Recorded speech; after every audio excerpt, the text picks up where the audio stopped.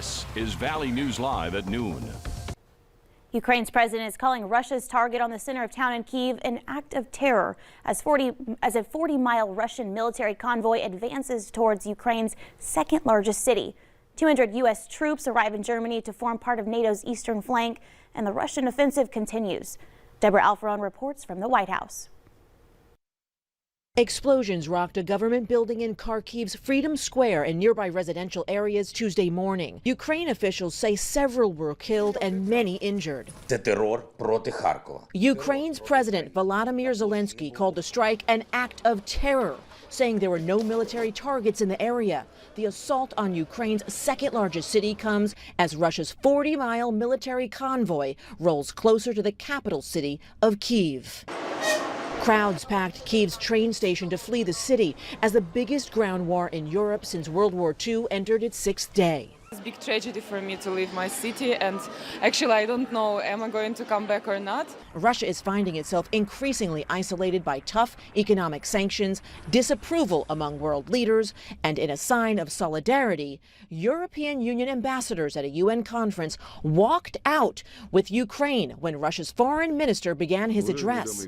A new CBS News poll shows that Americans are concerned about a wider war, but President Biden is downplaying Vladimir Putin's decisions to put nuclear forces on alert. Mr. President, should Americans be worried about nuclear war? No. 200 American troops landed in Germany Tuesday. They are part of NATO's eastern flank. Their arrival comes as Russia's defense minister says it will continue its Ukraine operation until its goals are achieved. Deborah Alfarone, CBS News, the White House. Russia's defense ministry warned that it will strike targets in Kyiv belonging to Ukraine's security service and special operations unit. Talks between the two countries yesterday did not result in an end to the fighting, but the two sides agreed to meet again in the coming days. War in Ukraine has North Dakotans questioning how the state invests its money, and Governor Doug Burgum is calling a special meeting of the State Investment Board. Documents as of June 2021 show about $1.5 million of North Dakota's legacy fund is invested in the Russian Federation. Burgum says North Dakota stands with the freedom-loving people of Ukraine and in opposition to ongoing attacks by Russian armed forces and President Putin.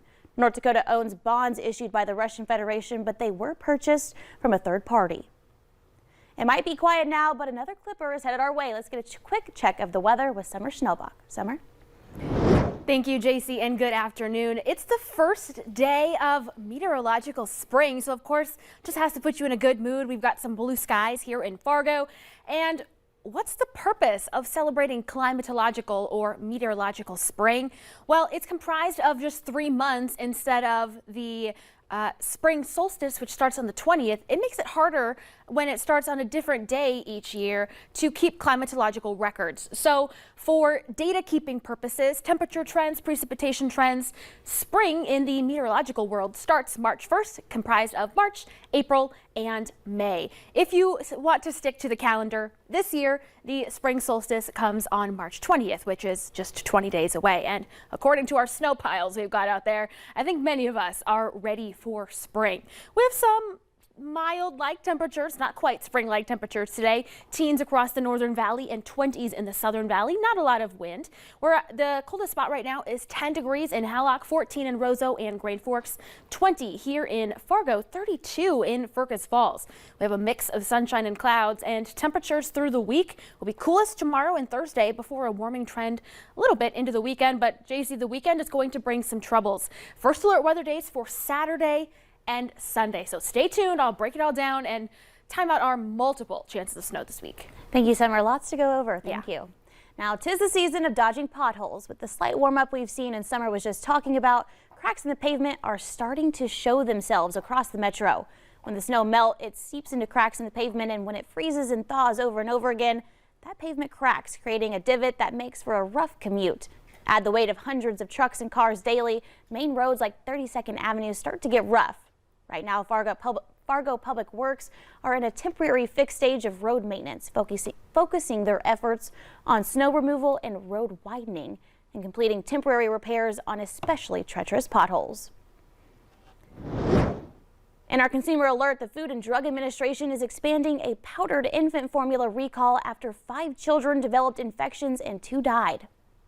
The Abbott Nutrition plant in Sturgis, Michigan produced the potentially affected formula, which is used in some Similac, Alimentum, and Elecare products. Abbott announced a voluntary recall almost 2 weeks ago.